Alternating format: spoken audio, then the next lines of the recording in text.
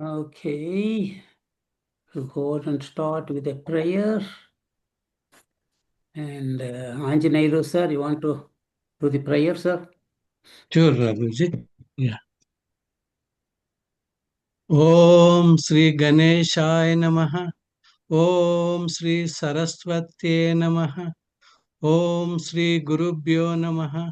Samasta Janakalyane Niratam Karunamayam Namami Chinmayam Devam Sadgurum Brahma Vidvaram. Om Sahanavatu Sahanau Sahaviryam Karavavahai Tejasvi Navaditamastu Mavidvishavahai.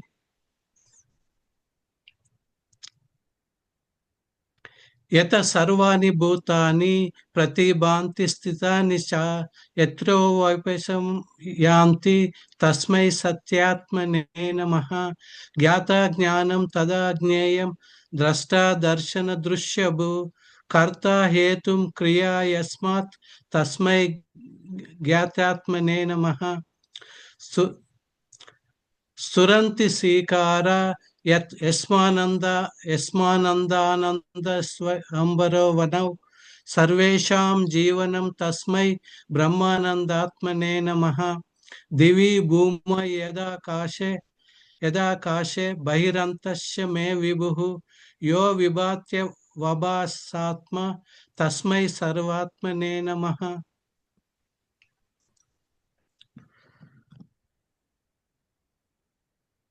So today I will be touching the section 116, the fruit of mental sacrifice performed by King Lavana. So after doing the Rajasuya Yaga by King Lavana, then he has to undergo the uh, uh, this Indra has to intervene and remove his subtle impurities from the mind. So it was, in a way, whatever Indra did was for the good for King Lavana, because uh, after tapas, doing the tapas, he was his manonasha has to be done. So which was remaining as for the Jivanmurti Viveka by Swami Vidyaranya Swami. So three aspects are needed: Tattvajnana, Manonasha, and Vasanakshaya. So the King Lavana did that Tattvajnana aspect by tapas. So the Indra did the Manonasha by intervening, though it was it looks may not good for, but in the interest of Jivanmukti Viveka, what Indra did was good for the King Lavana.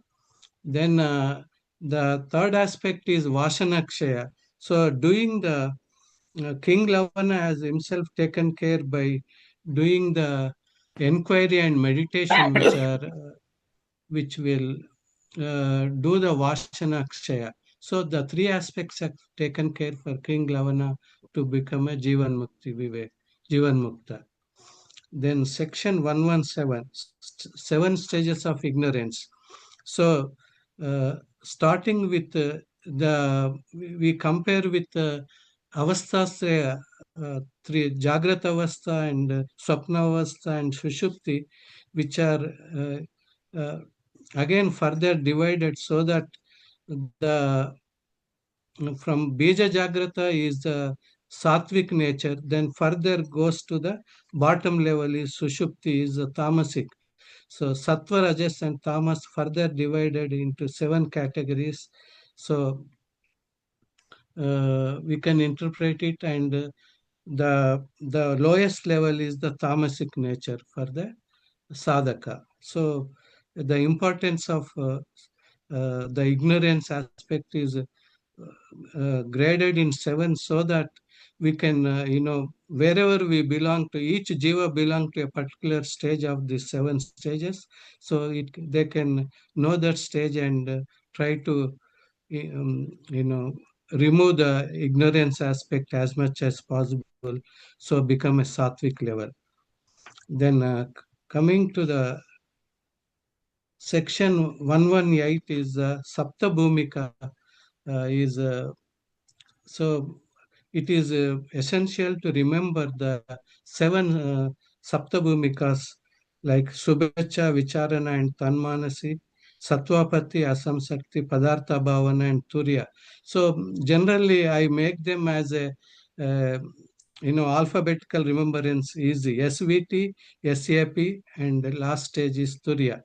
So coming to Subhacha Vicharana, uh, Swami Tejamayanandaji in beautifully given in Yoga Vasishta Sar Sangraha, summarizing the seven stages in a simple from the slokas aspect.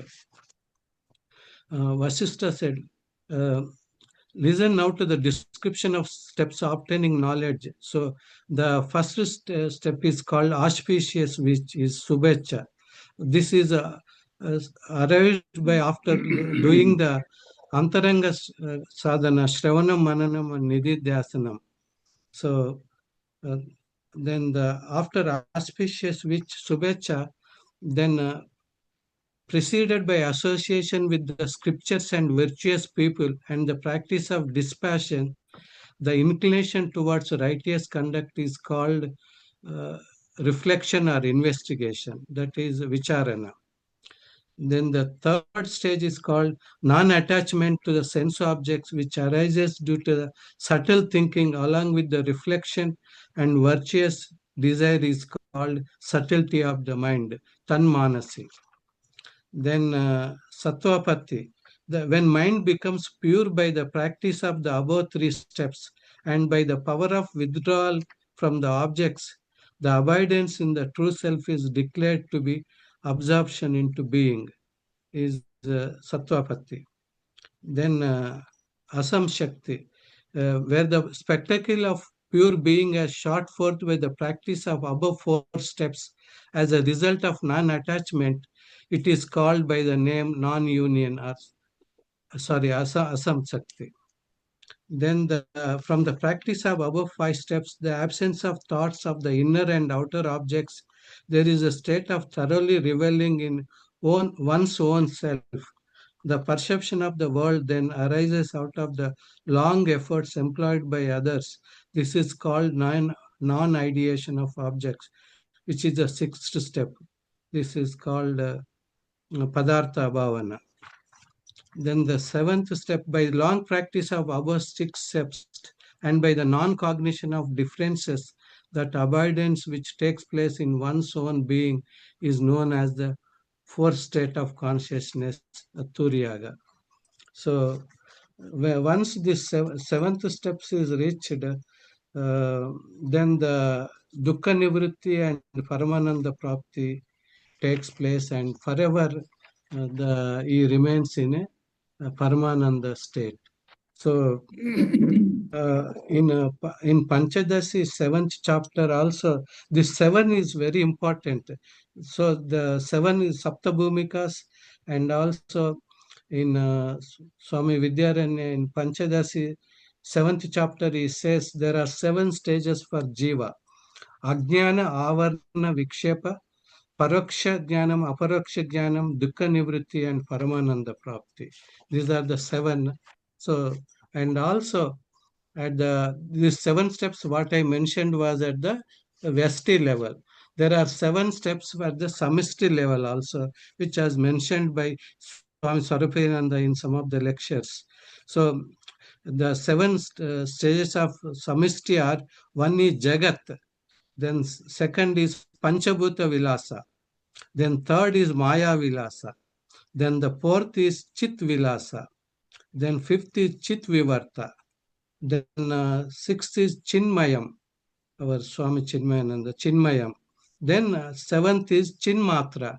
So Samisti level, seven steps. So seven is when we say Ekam Eva Advitiyam, in the same way, seven we can interpret in a different aspects. So Sapta Bhumika we covered in the our Yoga Vasishta. Hari Om Raghuji. Very nice. Thank you for introducing us to the cosmic level and the individual level. which I didn't know. I appreciate that. That's very nice. So, so you are doing a lot of mananam and nitityasanam, bringing in the Panchadashi and Sarupriyanandaji's talks. Thank you. Appreciate that. So, these Sapta Bhumikas are very important in our personal life to see where we are so that, hey, how far we have progressed and what we need to do. So, continuing to study, Vashishta Rishi beautifully gives over the shoulder of Rama to us exactly how to progress in our spiritual path. So, one thing that I see in that page 123, liberation during the fourth, fifth, and sixth stages is called Jivan Mukti. So, one has reached Jivan Mukti at the fourth stage, but as he continues to abide in that self, he spontaneously progresses to the fifth and sixth stages, and then he drops identification with the body. So, according to this, I'm not sure whether Videha Mukti is complete absence of identification with the body while still living and then drop the body, or only after the body is dropped. So, he says the last three stages, therefore, are movement towards Videha Mukti. So, as long as the Prarabdha is there, he continues to abide in that self, and then he goes through the fifth and sixth stages, and then he reaches the final liberation.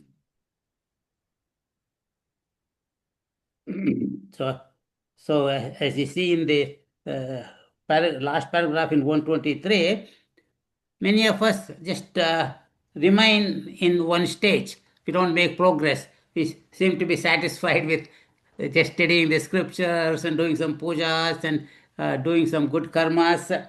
We don't make any progress. But some rise further higher and higher. And through occasionally you see a person who go through all seven stages in this life itself. Just like Lord Krishna says in Bhagavad Gita, in the seventh chapter, that amongst thousands of people, one person get interested. That's Subhecha. Of thousands of people who are Subhecha, one rare one reaches the goal.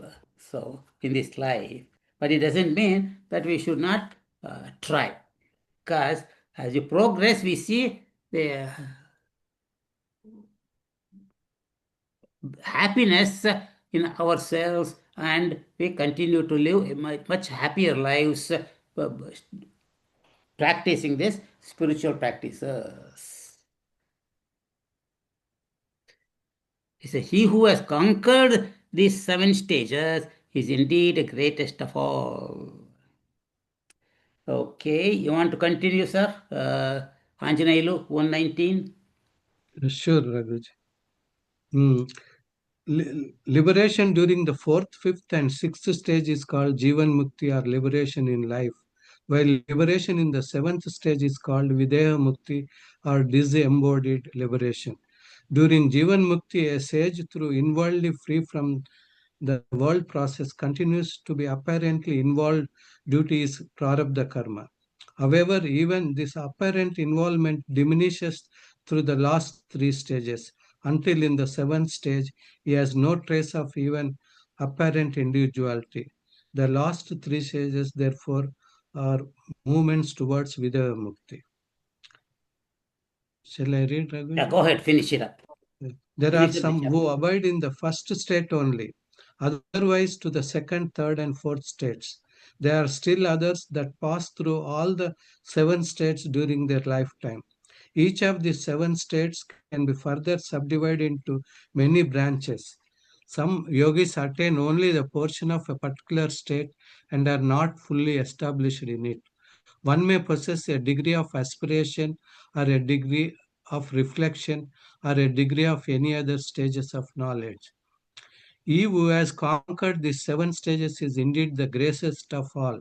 He has accomplished the purpose of his existence. The experiences of bliss that arises in him is boundless and beyond all concept of the mind. Being established in Brahman, a sage considers the entire universe, nay, even the world of Hiranyagarbha or the cosmic mind, as insignificant as straw. So, the sadhaka who achieves these seven stages has given, as for him, even the Hiranyagarbha or cosmic mind is he treat as a truna, like a straw. So how important the many our scriptures and all say that the purpose of life is to to achieve these seven stages in the during the one's lifetime. And sometimes if somebody who doesn't uh, follow this path is treated as wasted his life. Even the Shankaracharya says that is like Atmahatya. He is doing his Atmahatya while being live alone. So one should know the purpose of life and follow the scriptures and achieve the Liberation. Jivan Mukti Viveka. Yeah, Jivan Very nice. Mukti itself. Very nice. Most important. So it's not that going to heavenly world to enjoy the pleasures in the heavenly worlds is the real goal. Because there you enjoy and then you come back, and then you have to go through the same samsara again and again and again. Even going to the Hiranyagarbha is not the final goal. You have to go beyond and become one with Brahman. Realize your oneness. That Atma Aham Asmi. So very nice. So, Dinesh, you want to start the next section?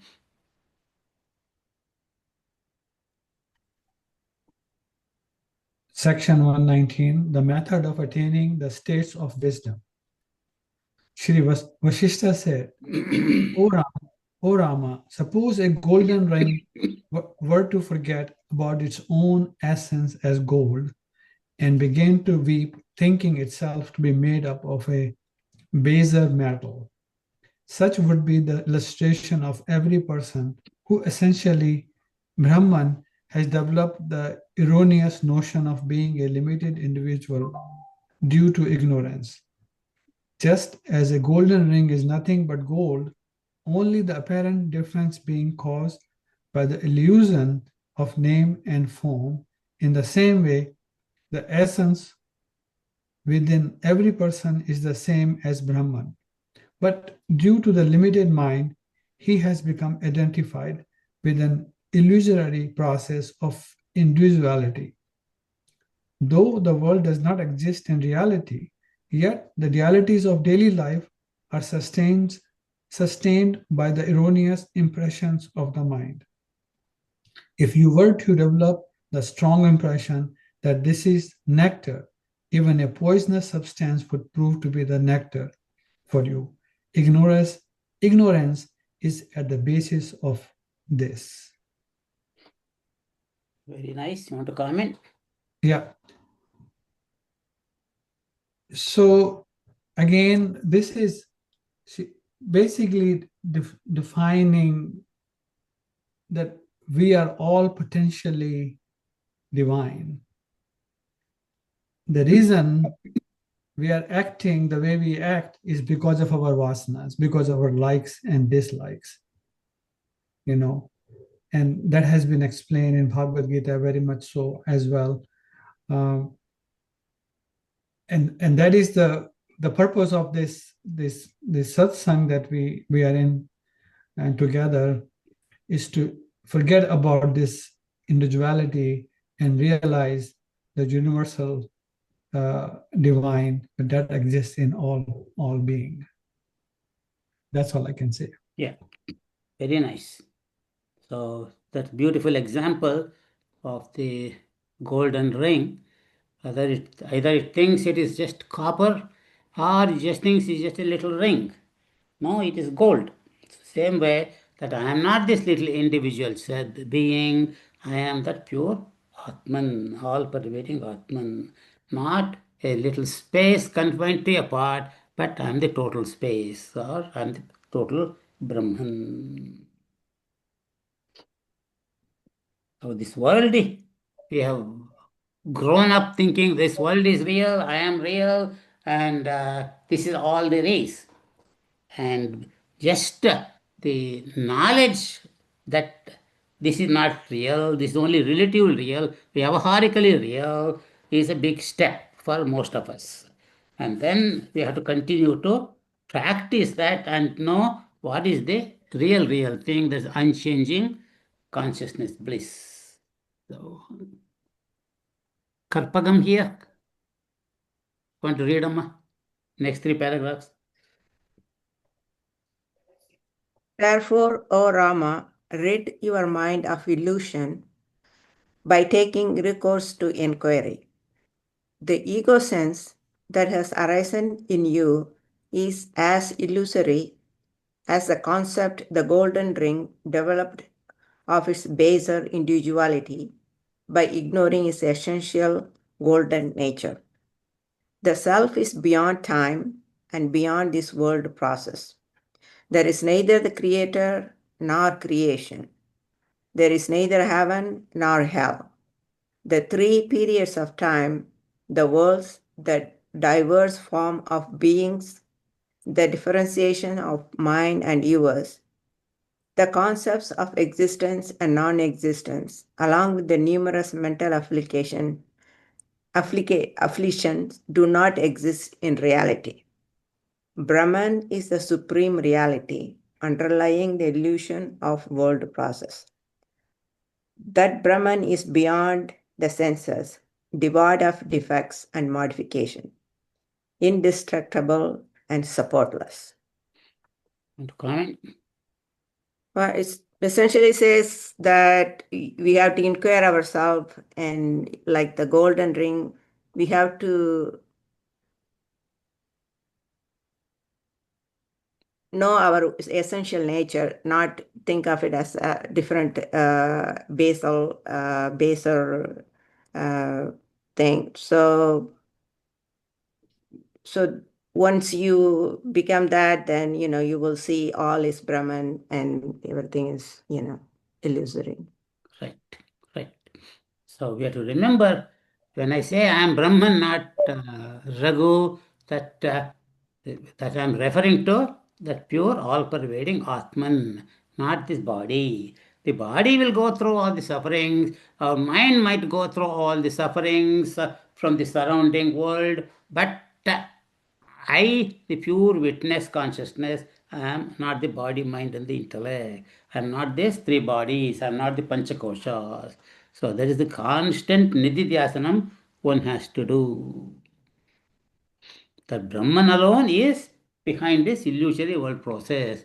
Just like a rope alone is truth, not the snake. So Brahman is beyond the senses, beyond the defect, beyond the modifications.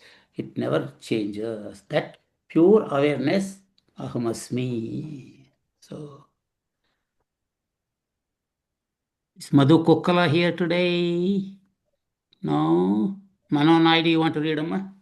Finish this chapter, section. O Rama, since your knowledge has not blossomed into the mature fruit of wisdom, in spite of your intellectual grasp of the illusoriness of the world process, you are still perceiving the realities of the world. However, with patient practice of inquiry and reflection, you are bound to realize the self. This world is nothing but the jugglery of Maya and can be negated by the attainment of wisdom. Therefore, take recourse to inquiry, and as the subtle desires are evaporated by the fire of wisdom, you will recover your essential nature. The creeper of Maya, devoid of its nourishment in the form of vasanas, cannot exist to create the thorny forest of the world process. Very interesting, the first one. Uh, Sage Vasishta is telling Rama that his knowledge is not completely blossomed into the mature fruit of wisdom. And even though he knows the illusoriness of the world process and all that, but he's still perceiving the reality of the world. So, what he's saying is, with the patient practice of inquiry and reflection, he he is bound to realize the self. And the second paragraph, he's talking about what Maya is. It's the jugglery. The world is nothing but the jugglery of the Maya.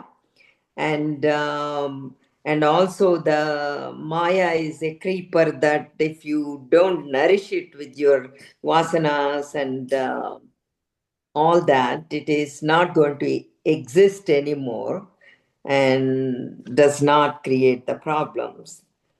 And also, he says that Maya can be negated by the attainment of the wisdom and by inquiry and especially evaporating the subtle desires by the fire of wisdom, you will be able to know your essential nature.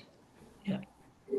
Okay. Would you be, from these two paragraphs, can you put Rama in that seven stages, what stage he is in according to Vasishtha Rishi? He has Subeksha for sure, we know. And the second stage, he knows the illusoriness of the world process, but he is not able to completely grasp the realities of the world. So we are talking about second to third stage. Yeah, good, very good. Yeah, that's what I was thinking too. So, according to Vasishtha Rishi, hey, you have the discrimination, but your what do you call uh, mind is not pure yet to realize the reality of the you are Yes. still perceiving the realities of the world as real. So patient practice of inquiry and reflection, you are bound to realize. Go to stage 4 and beyond. So very nice. So we will continue, and Manoj Shah is not here. Okay, Maya, want to continue? Okay, Hari Om. Section 120. King Lavana visits the lands in the Vindhyas.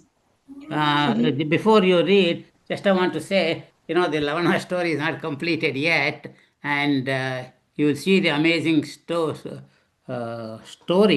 that Lavana's dream continues, and he pursues the actually it really happened somewhere, and all that, and good interpretation of the whole thing, how the mind plays tricks and the mind that a thought that happened to me not necessarily happened to just one mind. The same thought could have happened to another mind across the world. Okay, and that explains many a time like new discoveries and inventions by different people, or different discoveries of music or dance, things like that. Why? Because two individuals got the same idea, and they discovered things, and the same thing happened here. So okay, continue, Amma. Sri Vashishta continue. O Rama, listen to the continued experience of King Lavana. It will lead you towards the understanding of the illusoriness of the world and the reality of Brahman. After the experiences of King Lavana with the magician, the king entered into the Vindhya forest out of curiosity to discover the places of his dream like vision. And although he believed that what he saw in his vision was false, yet he continued to wander through the forest. One day he happened to see a forest that was seen during his vision, and with increasing curiosity and amazement, discovered all the familiar places and even familiar faces of the people he lived with as a Chandala. He discovered the same house and recognized the same clothes relatives he had lived with during his dream, and he saw the very trees that had dried up in the recent famine, and observed his friends and relatives and sons who were still grieving over his death. His mother-in-law was grieving at the loss of both her daughter and her royal son-in-law. She was enumerating his qualities and describing the good fortune of her daughter for marrying him. You want to read more further? No, let us continue since this is just a story, unless you want to make any comment. Not really. That's what I was going to say. It's just a story right now. Yeah. Nag, you want to continue, sir? Hari Om, sir. Hari Om. The king heard her lamentations. Alas, O royal prince, you chose my daughter over all the beautiful ladies of the palace. And even this Chandala life you adopted did not prove to be enduring.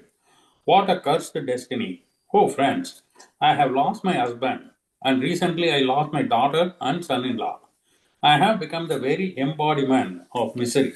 Even a lifeless stone is better than me. The king himself approached the weeping Chandala woman and asked questions regarding her daughter and son in law. The king was astonished to discover that all the details of his dream-like vision had actually happened.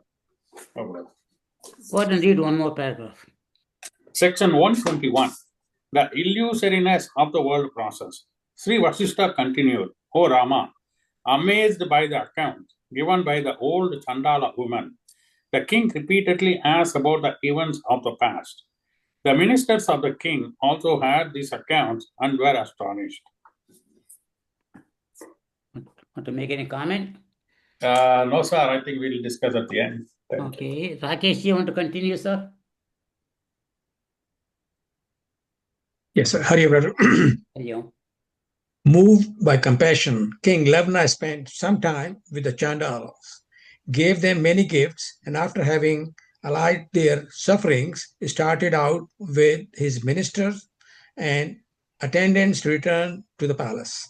After spending the night in reflection, the king met with the preceptor early in the morning. Remember, Rama, I was the king, preceptor, and explained to him the mystery of creation, and just as clouds are driven away by strong wind, so too the king's doubt were dispelled by wisdom. Sri Rama asked, O sage, please relate to me the teachings that you gave to King Lavana. How was it? And his dreamlike vision turned out to be the real.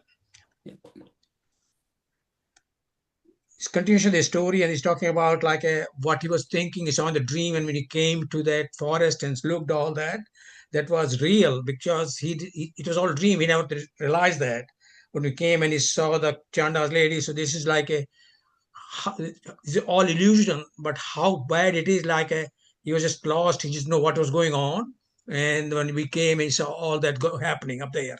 Right. So all this that he dreamt, but it actually had happened in another place. So we'll continue to read and we will see the implications of it. Ratnamma, you want to continue to read the next 3 paragraphs, please? Sri Vashishta explained, O Rama, ignorance is capable of performing all types of miracles. Review the miraculous experience of dream. A very long time may seem to be very short in a dream. One may see one's own death, or fly in the air, or see things that do not even exist. All this becomes possible in dream. In the same way, this waking state is also a reflection of consciousness caused by vasanas or subtle desires in the mind, led by intense thinking and feeling. Whatever idea or concept that settles within one's heart, that becomes one's reality. It is the magic of the mind. that can convert a moment into an age or an age into a moment. The events in this world are realities in themselves, but only the miraculous operation of ignorance. The mind fabricates an illusory form of causation. For example, suppose a stranger happens to be under a palm tree. He watches a crow land on the tree, and instantly a fruit falls and injures him. The fruit, being ripe, would have fallen anyway, and further, the bird did not land anywhere near the fruit. But the stranger still blames the bird, thinking that it was the crow that was responsible for the falling of fruit. Much in the same way, overpowered by ignorance, the human mind enters into an illusory process of causation. It is a beautiful example how the mind creates not only that illusoriness, but although imagining all the things just like that, oh yes, they did. The mind really puts the things together, which is not sometimes really true. We also do that one sometimes in life. We, just like the man blamed the crow for landing near the fruit and that it fell down. So we also do the same thing. Oh, it must have happened that. Oh, that's why it did. This mind is a friend, and it is an enemy also if we make it.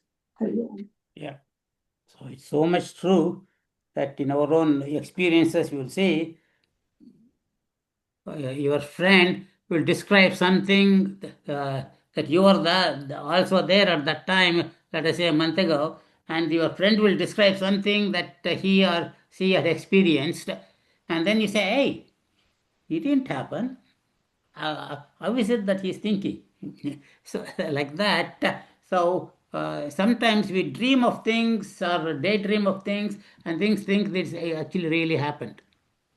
So just like I remember this story that an accident had happened.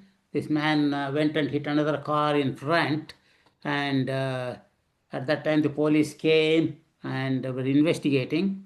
And a lady who was sitting in a restaurant on the side of the street, she came to the policeman and said, "Hey, I saw this thing happen." So this car in the front backed up and hit the car in the back. Like that. So even the drivers of the two cars didn't say anything like that, and so like that. So sometimes we imagine things, and the things, oh, it really happened, and that is the illusiousness of the world, and so that's why we should not give too much importance to the things of the world, and deal with them as necessary, but don't give importance. So, and Sarvesh, do you want to continue, sir? Sarvesh is not going to be able to read today. He's not feeling well. Okay. Very Hari good. Om, she will do it for me. No, it's okay. There's somebody else. Shobana, Amma. Hari Om. Hari Om. In this world of relativity, there had been someone who was married to the Chandala lady and who lived in that forest. The experiences of that person became reflected in the mind of King Lavana and became responsible for his identification with the person who lived and moved with the Chandala. In turn, the Chandalas of the Vindhya forest also reflected the dream of the king, and this gave rise to the illusion that a king lived upon with them as their relative. In fact, this world is actually sustained by such illusory reflections in the mind.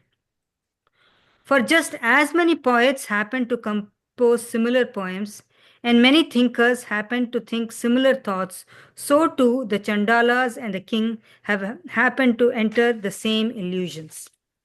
Just like what you spoke just now, Raghuji. Yeah. Uh-huh. In truth, ignorance is non existence. It does not and cannot affect the self. Therefore, that it is possible to remove the wheel of ignorance by the force of spiritual inquiry. How can the self be associated with the body, mind, and senses, which are material in nature? How can the sun be related to darkness?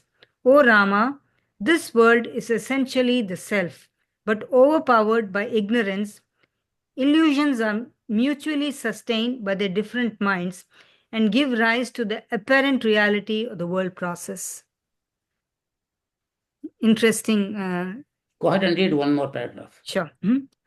Your essential nature, O Rama, is beyond the three states of waking, dream, and deep sleep. Rising beyond the waves of the mind, try to abide in your innermost self. For this self, the true identity of your being, is never affected by the illusions of the world. Yeah. Hmm? To comment? No, it's just talking about how everything that King Lavana experienced in his dream and now he's experiencing in life, it's all an illusion. So he requests Lord Rama to go beyond the three states and abide in the self, and not be affected by the illusoriness of the world. Right. Mhm. Live in the world, but not of the world. Don't give long-term reality to the world. So live as Raghu, but all the time you know that you are not Raghu, you are that pure Atman. Just like all the realized people live. So they live fully, but at the same time, when they are ready to live, they are always completely ready to live without any attachment of any kind. And why? All the life after realization, they have been abiding in that Atman as Aham Brahmasmi, not I am the Jiva. So that is our goal. Constant application of that knowledge. Hopefully, that we will remember that in our last minute and complete abide in that Atman when the Jiva leaves the body. Actually, might not leave the body because there is no Jiva anymore. It is already has become one with the Paramatman, Brahman. Sudhir ji, want to continue finish the chapter? Yeah, for that, I just have just a clarity. So, the King Lavana's, see, it says that the experience that reflected in the mind of King Lavana, right? Somebody is actually lived. So here in this example, and also it says that the Chandalas actually had a dream that is reflected in the king, right? This is how it works, right? So what it implies that whatever the Chandalas and dream actually life, it doesn't have any impact on the king and or the king because is actually it is actually teaching us. I don't know whether I'm just confused there. I really didn't understand your question. No, see, here it says that the experiences of that person become reflected in the mind of king, right? Then king's illusion is actually reflected by to the chandalas, right? So that is what that story says, right? Right. So the what I wanted to take, what we need to take out of it means, it is it is actually a reflection only. It doesn't have any impact. That it's just an illusory thing. It's duplication of the thoughts in two different places, in two different jivas. The same thing can happen. That's what he gave the examples of the poets in two different places come up with the same poems, which though they were never connected or they didn't see each other. The same way, so many scientific discoveries happen, and about 1,000 years ago, some discovery had happened in India by one of our rishis, and the same thing, though the other person in the Europe had never read this one or seen this one, and suddenly he discovers the same thing. How did it happen? It had happened here, and the same thing happened again. Like that, the various same kind of thoughts can happen simultaneously at different time spaces. And we know that the illusionist of the time from the story of the Queen Lalita, Leela, the story. And so many things can be happening at the same time at different places, and that the illusionedness of the space and time was beautifully brought out in Leela's story, and the same thing is continued here in the form of the mind. So that's how I understood it. Okay. All right. Thank you, Vijay. All right. And just, from the point of view of the self, nothing has been created and nothing is subject to destruction. Nothing exists other than the self. And therefore, there is no room for hatred, anger, fear, or any other negative mentation. Perceive the illusoriness of mental thoughts and their projections, and become absolutely detached from the world of time and space. O Rama, keep this Chandala in the form of a mind far away from your essential self. In this way, you become free of all fear and sorrow. But those who continue to depend upon the fictitious mind and its projections, they are like ridiculous people trying to beat the sky with sticks. For a long time have I meditated upon the truth, and I have never perceived even a trace of this impure mind in the radiance of the self. This mind does not exist, and there is hardly any effort in negating it. Realize this and abide in the self. Here, I think Guruji was actually just kind of talking about the illusion of the world, right? The world is, I know, it is the first paragraph. Actually, the first one is actually just talking about the illusion. Like there is nothing exists other than the self here, and so if we say there is nothing else other than self, whatever all other worldly things what we see is are just illusion. There is no hatred, no, all our characteristics are all just or our mind's projection or mind's illusion. And in this case of, and also Vashishta ji is actually saying that this Chandala is kind of as like a illusion. You just keep away around this Maya, you just keep, realizes it and keep it away from you, so then you can actually be yourself. You will be able to realize yourself. So then there, and also last line it just said the mind does not exist. So then, and because we all say that chitta nirodha, right? So we are actually trying to become mindless. But here it says that mind itself is actually an illusion. Then there is no need to negate it. But only thing is you have to realize that Maya. So then you will be able to. You can be. We can abide in the self. You can actually reveal in the in yourself. That is what I understood. Constant abidance in that knowledge, Atman, and continuing to negate this world through negation of the mind. Mind is nothing but just waves in the ocean, and I am the pure water, I am not the waves, I am not this mind. In that pure Atman, there is no mind, there is no world, there is no change. But Raghuji, and that another, then the question arises, right? We say that it says that realize that knowledge, right?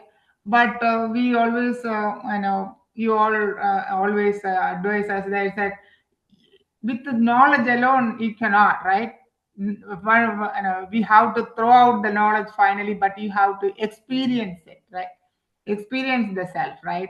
There, the knowledge is actually, I think even Jodhiji is also was saying knowledge is required, but later you have to throw the knowledge too. So then that particular part is actually, I think, the missing part for all of us, correct? Right. Correct. So, unless you have the knowledge, then you will continue to think this world of illusion is real. But once you get the intellectual knowledge from the Guru, then you have to continue to live that life. That is tanumanasi. That your mind becomes thinner and thinner and thinner because your vasanas become less and less and less for the world of objects. And that vasanas for the Atman. Vasanas for the Atman is nothing but pure awareness. Okay. There are not many vasanas, it's just the one vasana that I want to realize my real nature. So instead of the mind splittering up into thousands of reflections, like a broken glass reflects the light in different numerous ways, but reflect on one like a mirror and oneself, that realize that pure Atman through the single pointed mind. So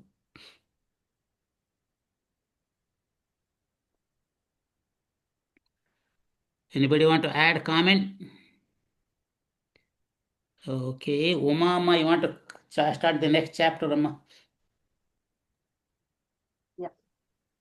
The practice of 7 states of wisdom.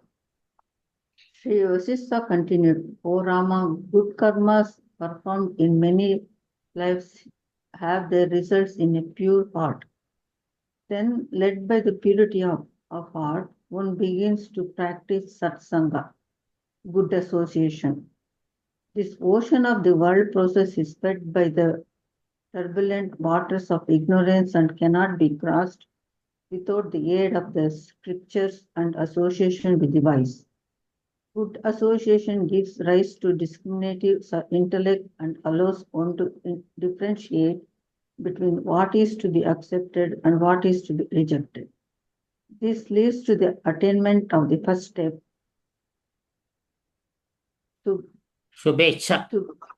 Bicha or aspiration. Continue one more part. Okay. As Viveka or discriminative knowledge continues to blossom, one attains the second step known as a vicharana or reflection.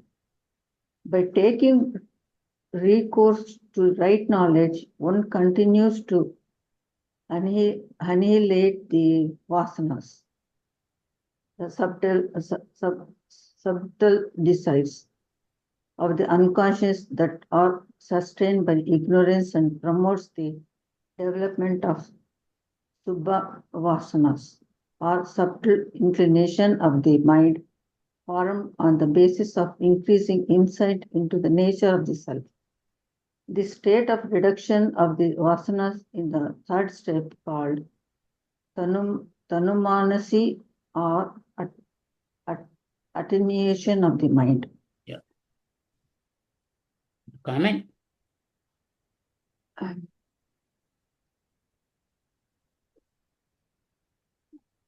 So you can see how beautifully that how one has to practice those 7 steps are being given here in this section.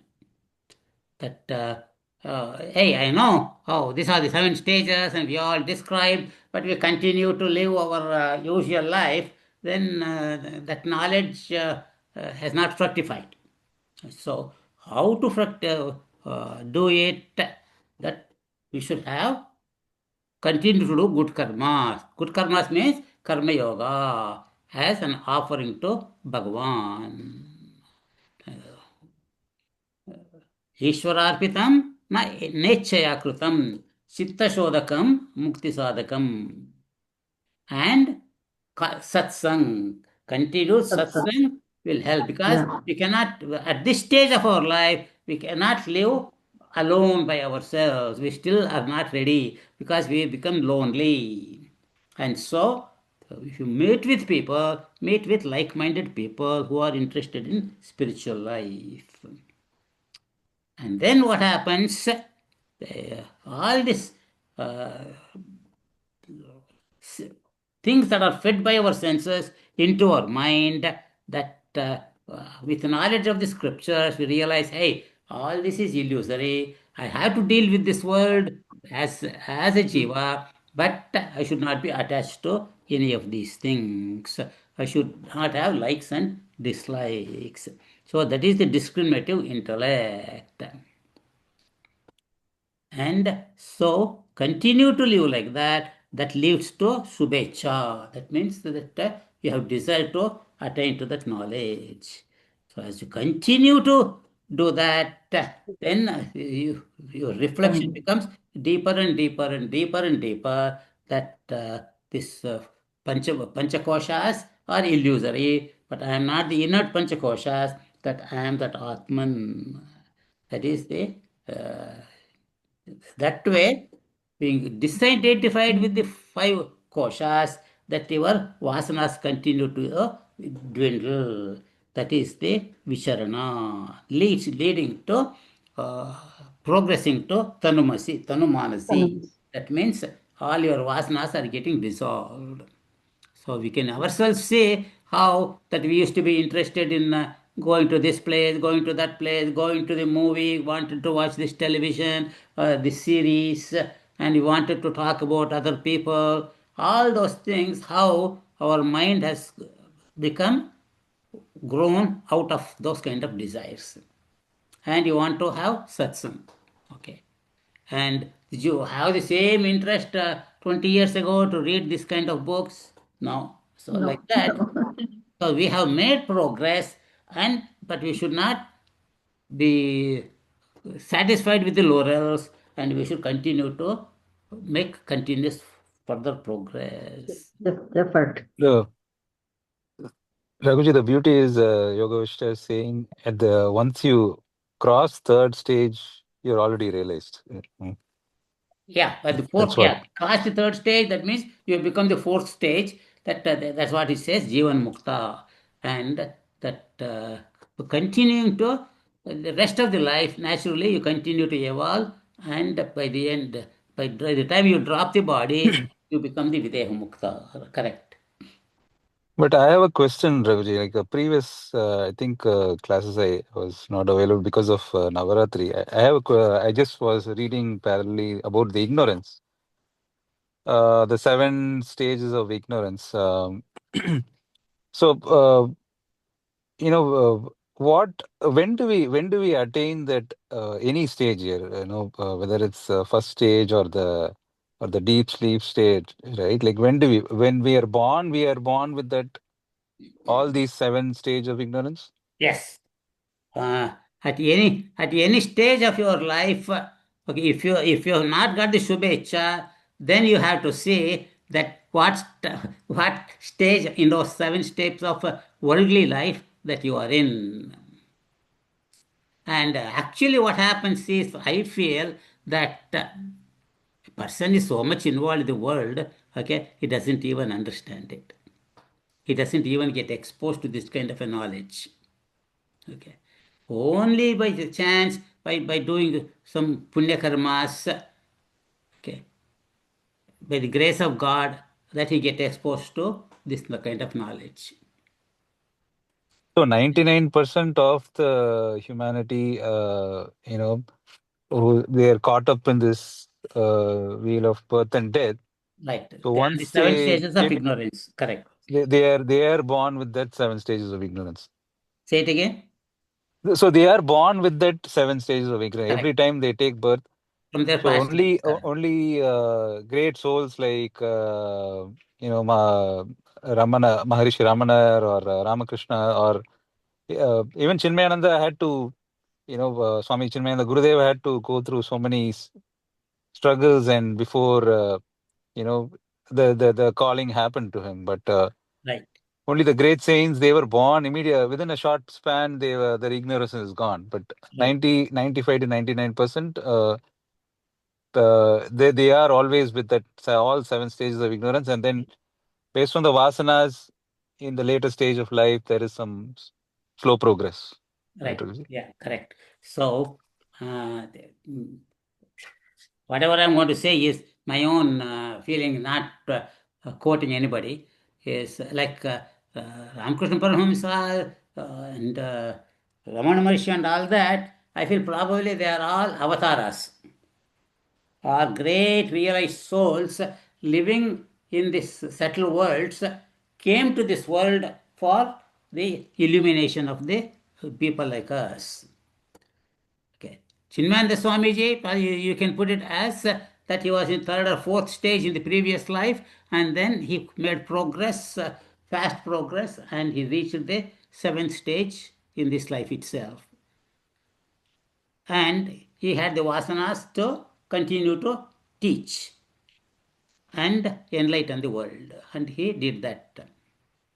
So my only doubt there, Raghuji, sorry to hold you again. So whether it's Avatara Purushas, Ramakrishna, Swami Ramakrishna or Ramanar or Chinmayananda, everybody had that 7 stage of ignorance. But because they were already realized masters, they were quickly able to shift. Each one stage differs based on their vasanas, right? Raghuji, is that understanding right? yeah, either you can look at it that way, or you can say that they were really avatars. Okay. That Bhagavan himself, that Ishvara, took the physical form. At least that's what many people feel about. Like example, the Ramana Maharshi is said to be an avatar of Subramanya, because he has appeared as Subramanya to many jivas. Okay, many followers. And Ramakrishna Paramahamsa himself has said that he had the vision like that he was the Lord Narayana. He took the form like a baby Krishna and climbed up to the lap of a rishi and woke him up and said, "Hey, come on, I'm going down, come with me." That rishi was supposed to be Vivekananda, and Krishna himself came down as Ramakrishna. So like that, even like the Satya Sai, the Shirdi Sai Baba, Shirdi Sai Baba. all these people are like that. They are avatar Purushas. Avatar Purushas. Right. So, Raghuji, I have a question which is continuing on to Vishwa's question. We have the 7 stages of ignorance and the 7 stages of knowledge. And for us to move from one of these stages of ignorance to the lowest stage of knowledge, which is Subhecha, it can happen at any stage, right? You don't have to go to Sushupti to go to Subhecha. Am I right? now, Sushupti is the lowest stage. Yeah. So you don't have to. You don't have to go. You don't have to go up all the way to Bija Jagrata and go to Subhecha, right? You can any stage. Put it this way: if you are completely ignorant, okay, You will or not be here. completely tamasic, that you don't have any interest in doing anything in this world, suddenly trying to teach me that, oh, hey, you are Brahman, okay, that you should follow these scriptures, okay, it doesn't appeal Work to out. okay. And actually the teaching is, if you read commentary of Gurudev in the 3rd and 4th chapters of Bhagavad Gita, you will see that that kind of a person has to be led, hey, give some desires for him. Hey, why don't you do this work? Then you'll earn some money and then you'll have a better life. They can only make them Rajasic, right, Raghuji, from Exactly. Tamasic. And only going through Rajas and gradually through the years, and when he has seen the benefit of Rajas, and then you turn him into slowly Sattvic. Hey, he himself will say, hey, that man is becoming famous. I have earned so much money, and if give some money to the other person, that makes me happy. Okay, so then he started becoming sattvic, started using that money for the public cause. But some people stay just rajasic, holding money, holding money, holding money, so they're still in tamasic, rajasic life. But somebody, because of some grace that he wants to share, and then he becomes a public servant. And then as the mind gets purified, then he wants to, he gets exposed to spiritual knowledge. Same way. Thank you, Raghuji. That makes sense. Yeah. Right. Yeah. So that is the reason Gurudev gave this knowledge, but at the same time, what did he do? He opened so many schools. Did he really open the schools? If you read the stories, you will see it's being stimulated by Gurudev. People came forward and say, "Hey, Swamiji, I want to start a school." They said, "Oh, I'll bless you. Go start." And he would put some seed money himself and let him run the school. So like that, all the schools started. Same way with all the Chinmaya mission centers. He didn't start any of them.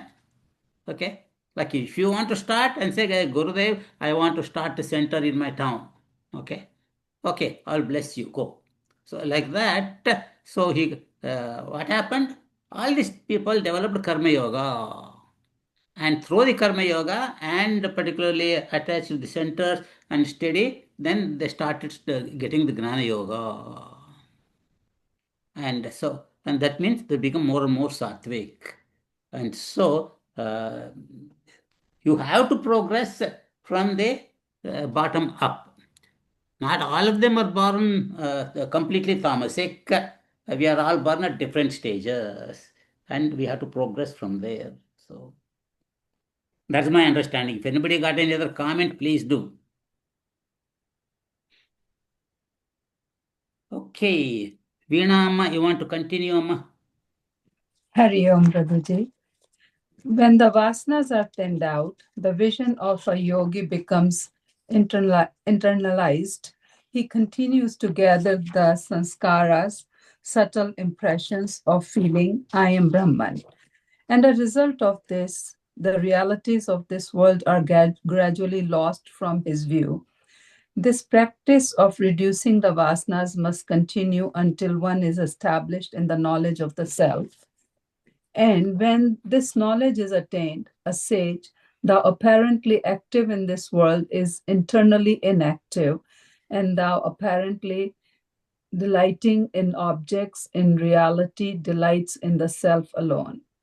The state of Tanumansi matures into the state of Sattvapati or purification. A sage views the world with a vision that negates the realities of names and forms and discovers the underlying self behind all that exists.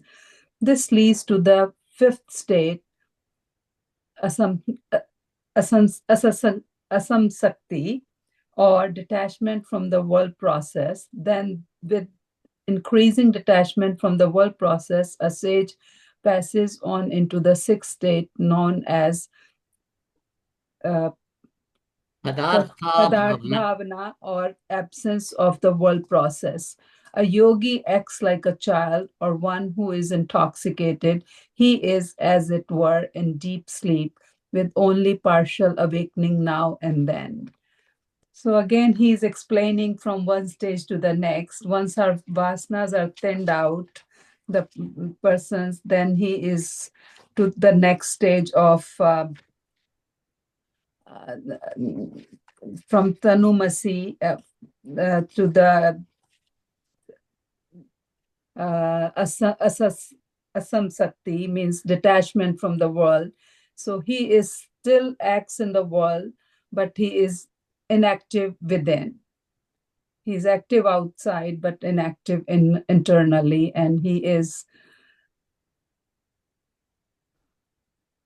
then slowly he goes to the next stage of Padarth Bhavana, the absence of the world process. Right. So he's going from one stage to the next, to the next. Right. Oh, yeah. So when you read the life stories of the great saints, you will see, if you know this one, you will start seeing that how they had progressed like that. I was reading the life story of the Shankaracharya of the Sringeri Mutt, not the one that is present now, not even the one before that, Okay. That was in the early part of the last century. Up to, I think he was there up to 1950s or something like that. And, all these were initiated as boys, like about 12-year-old, 14-year-old boys, initiated into the Shankaracharya, but naturally they were not realized. And given that position, given the opportunity, they withdraw themselves into deep meditation and they progress in this way. And that they developed the Tanumanasi and then developed the Sattvapatti. And I remember the story that he, many a time, he used to be completely not aware of the world and he used to walk in the streets naked. And the Sringeri Mutt was supposed to be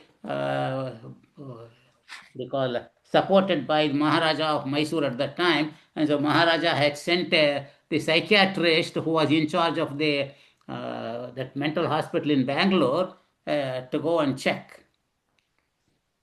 And so that man came as a devotee without telling Swamiji, and he stayed there for 2-3 months and evaluating and all that. But he stayed as a devotee.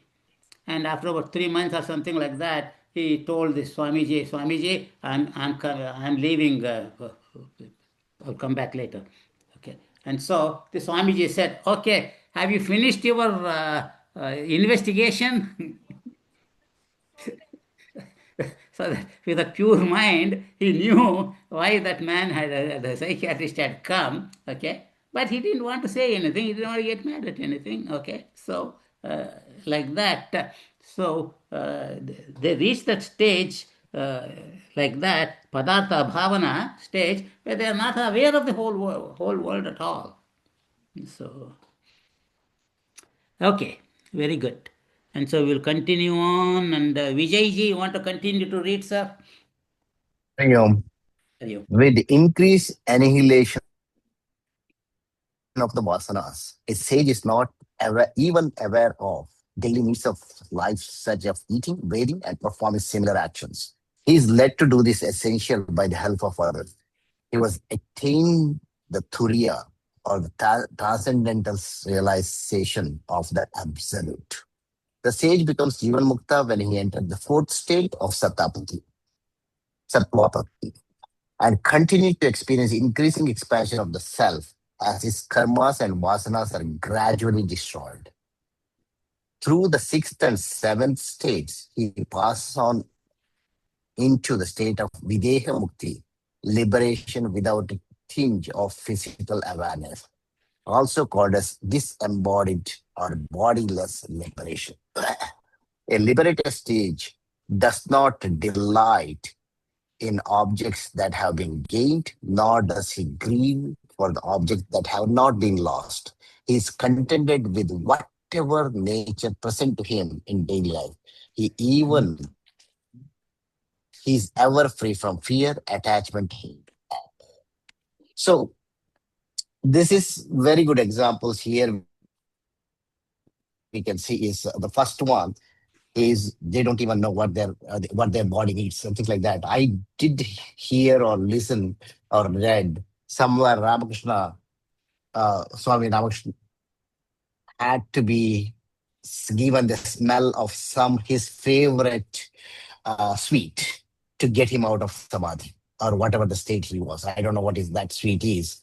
So that means others has to feed him. And then the thing is, the same thing is in the case, if you go to Ramana Maharshi, in the case of next paragraph,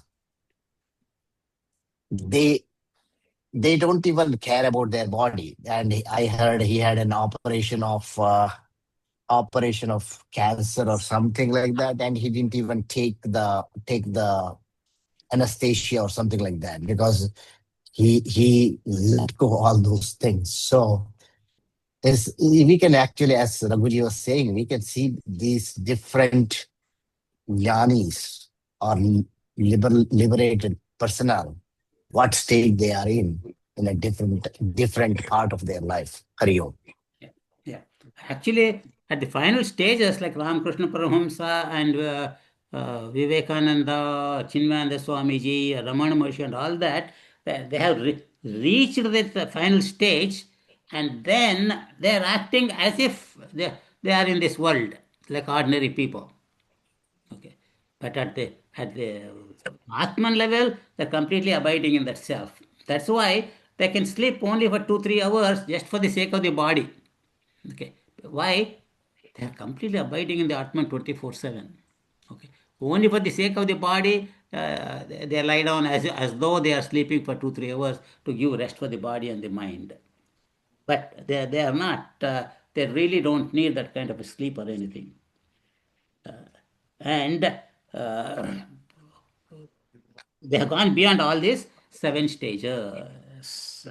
So only when you read their life stories, then you will start seeing how they have progressed and they've reached the stage. And people like Ramana Maharshi reach that stage even as a 16 or 18-year-old. Shankaracharya ji, I don't know what to say about Shankaracharya ji. Okay. And there was one Swami Nityananda, Swamiji in Ganeshpuri in Maharashtra. Okay. He was also born as a poor man, as a poor boy in a poor house. Okay. And, he was a Gnani. Okay. So like that, it's very, very hard to classify this kind of people. So, okay, Vishwa, you want to continue, sir? Raghuji. Oh Rama, how can there be occasion for pleasure or pain for one who is essentially the supreme self, devoid of impurities, self-effulgent, and indestructible? You have no friend, no relative. You are not related to anyone. You are the supreme self, and you cannot experience grief at the loss of relatives. Only as long as relatives are and the dear ones are considered bodies will they need to be grieved for. But when they are seen as self, for what is there to grieve? The self is not destroyed when the body is destroyed. Continue, Raghuji. You want to read one more? Yeah, sure. Just one more. You are the indestructible Atman. Why then should you entertain the thought, I am the mortal personality? Why do you give room to sorrow and grief? Death cannot exist in self, much as darkness cannot exist in the sun. Then why should you sustain the thought of death? Yeah. Want to comment? I think this is Yoga Vashishta after he explains about all the 7 stages of realization. He's trying to explain to Lord Rama that you are that Atman, and even every the relatives around you, they are all Atman. So you have to withdraw this identification of body, mind, and intellect. Yeah. There is no death for. There is no beginning and end for the Atman. Since you are the Atman, it's indestructible. Yeah. Which chapter of Bhagavad Gita do you remember when you read this one?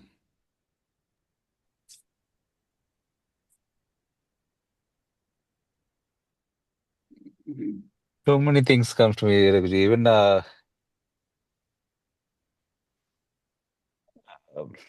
Second chapter. Second chapter, obviously, but second chapter. Second second chapter, chapter, beginning of the obviously, but second Second chapter. Ekatvam, samatvam, asangatvam, Yeah. and indriya nigraham. One after the other.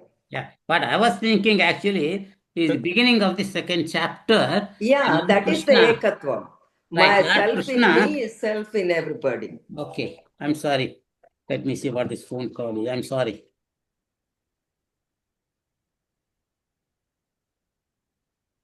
I'll call you later. Okay. but definitely second chapter, Raghuji. But for me, I think it continues even in chapter 13 as we are discussing now. Oh, yeah. Right. Yeah. Yeah. But I remember the second chapter, but it doesn't mean he is the only chapter. That too, the beginning, when Arjuna was afraid of that the war, oh, I have to kill this, all my gurus and all that. He said, no, only the Right, body right, dies, not the Atman, he says. correct. Yes. तन्नत्वेवाहं जातुनासं न त्वं नेमे जनाधिपाः न चैव न भविष्यामः सर्वे वयमतः परम्.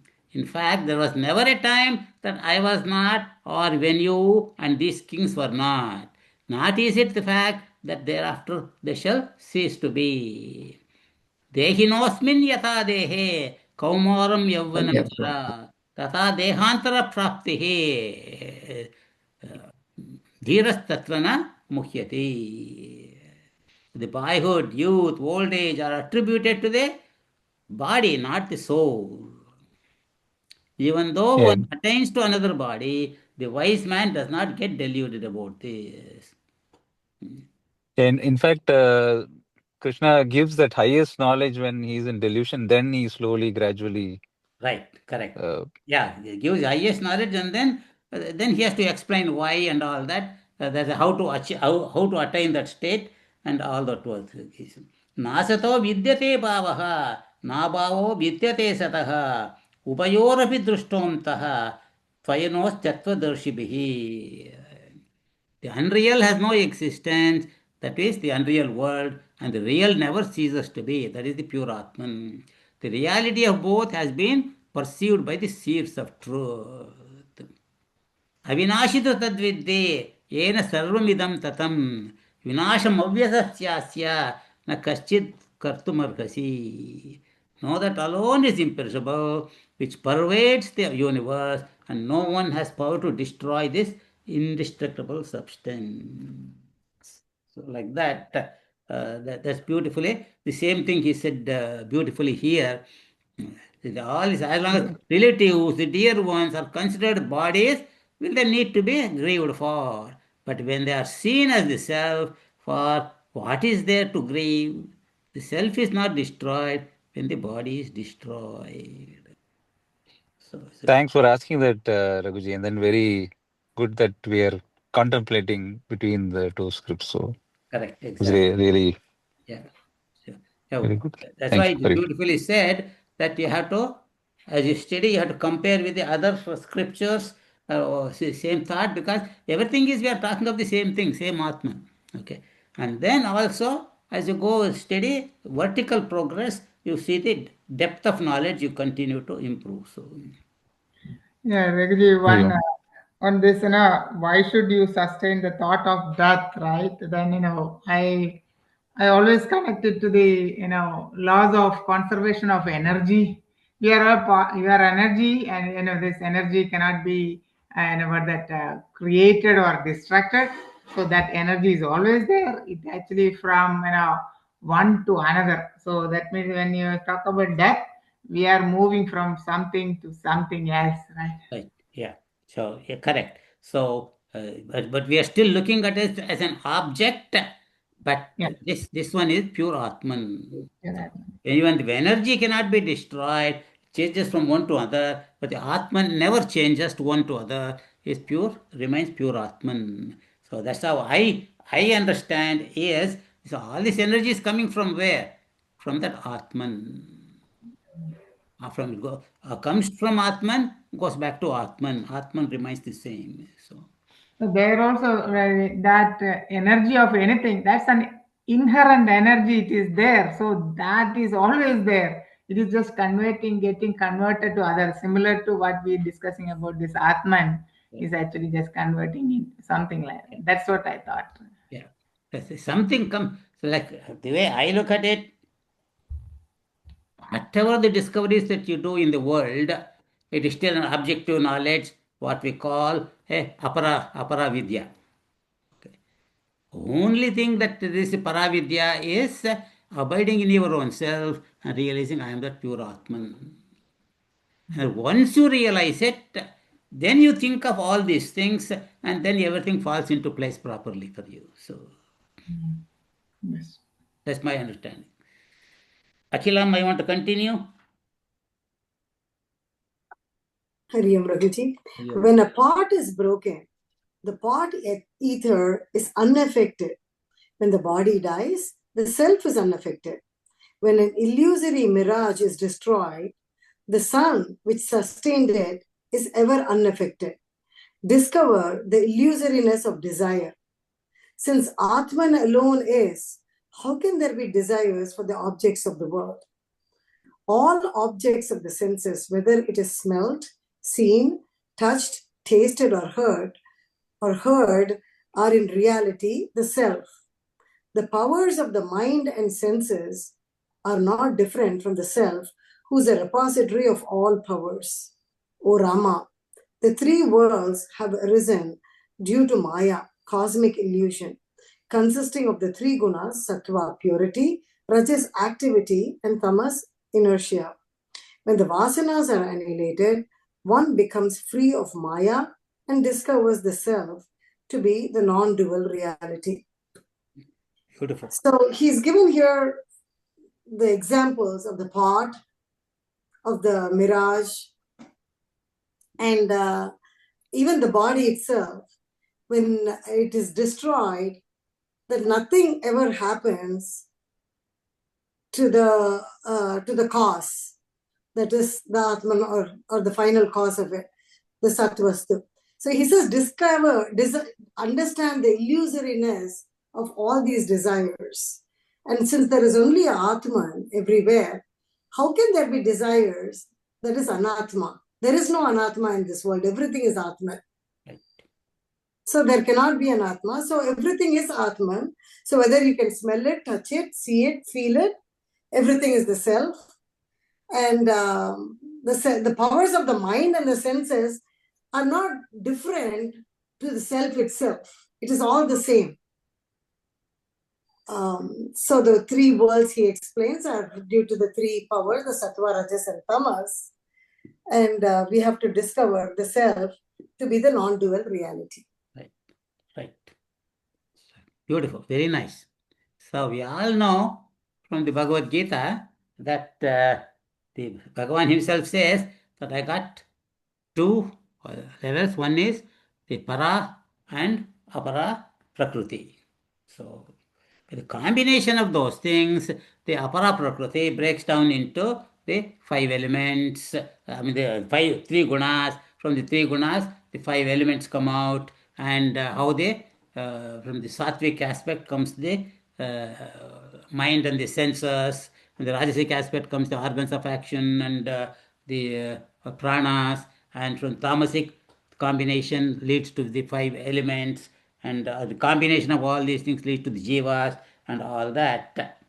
And so, in essence, since they came from the Brahman, the Atman, so they are nothing but Atman. The effect is nothing different from the cause. In essence, everything is nothing but Brahman. Jivo Brahmaikya Naparaha. The Jiva and Brahma are one. If you look at it, Ishvara, Jiva, and the Prapancha, all the three are Triputi in this world of reality, but in essence they are one. So, Anjaneyulu sir, you want to continue? Let us finish, see if we can finish it up. Sure, Raghuji. But as long as the insight into Maya is not gained, so long it will continue to create great illusions. But when such insight is developed, all is converted into Brahman and all is seen as waves of divine bliss. The innermost self is the absolute. There is no knower in the three worlds other than the self. There is no experiencer or enjoyer in the three worlds other than the self. Even though he comes in contact with objects such as pleasant or painful, a sage adopts the vision of negation, Bhada Drishti, and perceives only the underlying self. It is this vision that blooms into Brahman, but the self experienced by the dull witted is only a mortal, perishable, and apparently real entity that is subjected to repeated cycles of birth and death. Even in the case of ignorant, when the body is destroyed, the jiva individual soul, which is Brahman reflected in the mind stuff, is not destroyed. But in the case of the wise, the very his very mind stuff becomes illumined, and therefore the illusion of individuality is negated. Consequently, he becomes established in the self. All misery in this world is related to the body. How can it affect the self which is beyond the reach of the mind and senses? O Rama, you are no longer the reflected self or the jiva. You are Brahman. Even as an ignorant jiva, you would not be destroyed when the body is destroyed. Now, with awareness of the knowledge of the self, how can you entertain the thought of destruction? With the destruction of the desires for objects, the subtle inclinations of the mind are thinned out or reduced. This leads to the gradual annihilation of the mind, and consequently, the frost of the world process is destroyed. When the chitta is melted away, the self alone is science force for its intrinsic glory. This concludes the Utpatti Prakarana of Yoga Vasishta. So basically, the great Mahavakyas are like um, Prajnanam Brahma, Tattvamasi, Aham Brahmasmi, Ayamatma Brahma. These are conveyed, and Praptasya Prapti, Vimuktasya Vimuktasya Vimukti. So basically, you are the some Ekameva Advitiyam, you are the Brahman, but all this Upadhi, due to Upadhis, this Upahita Chaitanya is created, which we feel. So, due to when ignorance is destroyed, you feel that you are the Brahman. Yeah. So, that is conveyed here. Yeah. So when you get liberated, you realize, hey, I was never bound actually. Okay, I was just dreaming that I am this little jiva, but I have always been the pure Atman. So, in the innermost self is the absolute. There is no knower in the three worlds other than the self. But we think, oh, there are so many knowers because of the reflection of that Atman in various jivas. They say, oh, that I am the knower, you are the knower, and the other person is the knower. So we are identified with the jivas, with the intellects, not the pure Atman. The real knower is only the pure Atman. The sage who has realized that he has the Bhada Drushti. That means he knows, though he is acting like an individual, saying, oh, I am so and so, I am hungry, or I am sick.